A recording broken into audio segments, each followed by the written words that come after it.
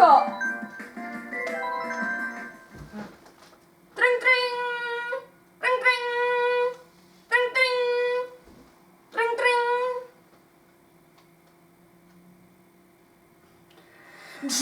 Dry desert.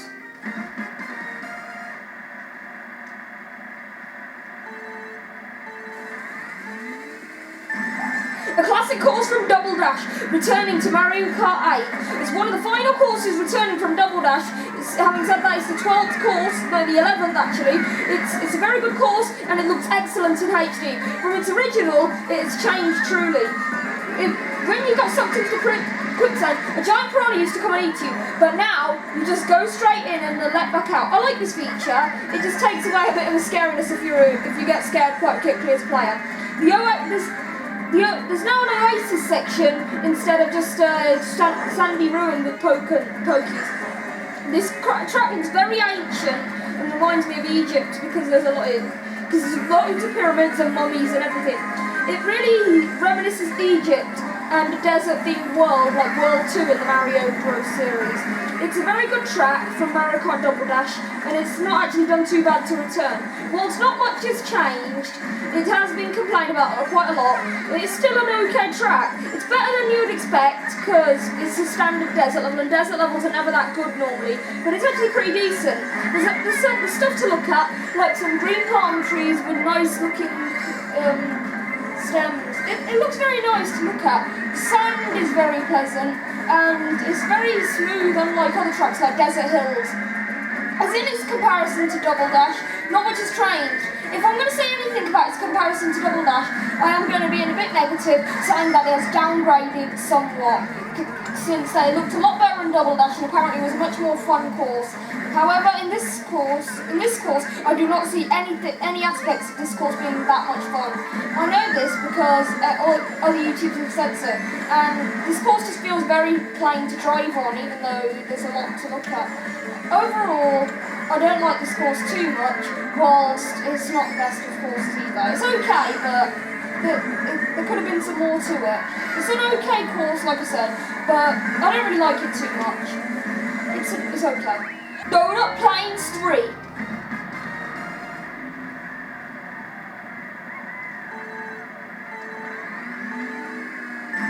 The classic course returns back from Super Mario Kart. Recognised quite bigly over all the other courses from Super Mario Kart. This is noticed for being very hard and long. It's even harder than SNES Rainbow Road in itself, which is supposed to be harder than this.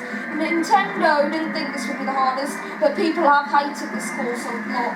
Because people do think this course is very lame, as do I. I don't really like this course too much, as there isn't too much to look at. It's probably my least favourite retro track in the game, but still doesn't stand as my least favourite track in the game. It's an okay course. I like how they really tried to make the clouds look realistic. I get the sense that it's just rained here, because the ground looks very wet, and the clouds are very grey, as in there's just been a rainstorm. I like the course's graphical features, but when it comes to discussing how interesting the course is on a whole, there's not much to say on it.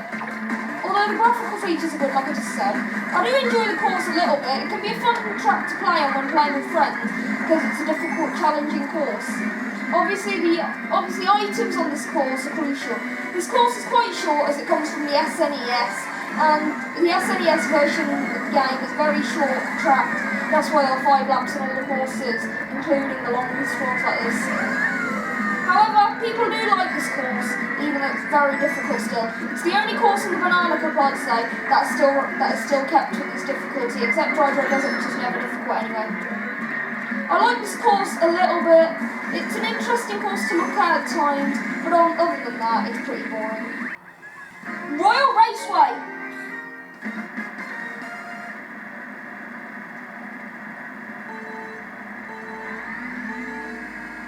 Royal Raceway is a classic course that has returned back from N64 version of the game, which was now 6 games ago. It is one of the 4 tracks that were brought back, and brought back to only leave one track remaining. That's Wario Stadium for those of you who didn't know about the retro track system. Anyway, aside from that, this track is excellent and everybody should love this track. A lot of people hated the big jump in the original because it's very difficult. People got really excited when this course came up with friends and they loved the big jump even though it's the longest jump in the game. People were a bit confused when it didn't return in Mario Kart 7, however, when gliding was announced, because this course is the biggest jump since until Mario Kart 7's airing in 2011. However, this course is okay returning in Mario Kart 8. I enjoyed this course every bit of the way, and everybody else, most other people who would play the N64 version of the game, have a lot of nostalgia for this game, for this track, as it brings them a memory of Mario Kart 64.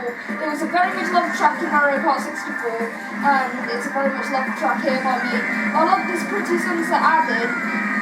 Well, it's not really a sunset, but it's okay. Whilst you can't drive up to Peach's Castle anymore, it still is a lot of fun, and it's a little bit easier. It hasn't retained its difficulty that it did have in the N64 version. The turns are a bit easier to make since the turning's easier now. The drifting mechanics are a lot better. That's one big flaw with the Mario Kart 64 version apparently, that drifting takes a lot of practice to get onto. Don't mind that, but because this track is just a masterpiece and I enjoy it every bit of the way. I don't know what everybody else's opinions are other than those people who talk about it. Most of the people love this track. The only flaw is that you can't drive up into Peach's Castle like I've already mentioned, so that means you can't play Super Mario 64 instead of those of you who really haven't got the nostalgia for the N64. Anyway, this track's blast well. BK Jungle!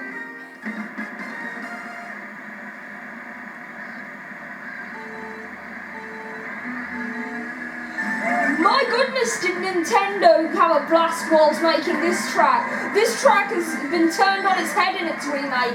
Whilst this track was one of the most boring and most difficult, stupid tracks in Mario Kart 7 that I honestly hated, this track is actually very much loved by me in this incarnation of Mario Kart. So I love this track. Whilst not too much has changed, a big change is difficulty. Boy, is this track easier, hence why they placed it in the Banana Cup. In the Mario Kart 7 version of the game, it was placed in the Special Cup, and it quite rightly should be. It was the hardest track in the game by far, and I didn't like it too much then.